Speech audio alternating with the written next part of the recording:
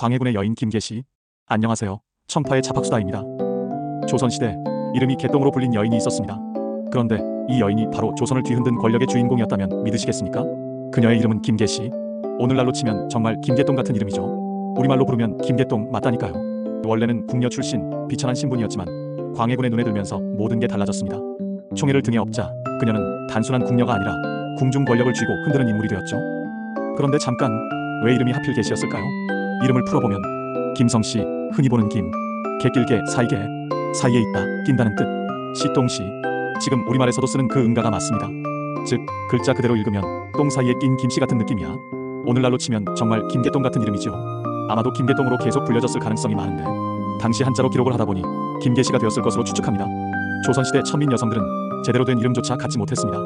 양반가에서는 족보의 이름을 남기고 큰 의미를 부여했지만 천민 여성은 개똥이, 막똥이, 돌쇠 같은 이름으로 불리기 일쑤였죠. 병이나 애군을 막는다는 이유도 있었지만 사실은 신분차별 때문이었습니다. 김계시라는 이름 역시 그런 현실을 보여주는 상징이었습니다. 그런데 이런 이름을 가진 여인이 조선 정치의 중심에 서게 되면 어떤 일이 벌어질까요? 김계시는 광해군의 사랑을 무기로 궁중 살림을 넘어 인사 문제까지 관여했습니다. 대북 세력과 손잡고 권력의 한 축이 되었고 대신들조차 그녀를 두려워했다고 해요. 광해군 일기에는 심지어 그녀가 대신들과 음란하게 어울렸다는 기록까지 남아있습니다. 사실 여보보다 중요한 건 정치적으로 몰락시키기 위해 음란이라는 낙인이 씌워졌다는 점이죠. 권력의 꼭대기에 올랐다면 이제 남은 건 몰락뿐이었습니다. 1623년 인조 반정이 일어났습니다. 광해군은 쫓겨났고 김계시도 함께 잡혀나왔습니다.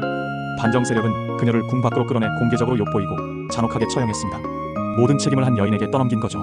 결국 역사는 그녀를 나라를 어지럽힌 요부로 남겼습니다. 하지만 정말 그녀가 요부였을까요? 아니면 시대가 만든 희생양이었을까요? 김계시 사건은 단순한 궁중 스캔들이 아닙니다.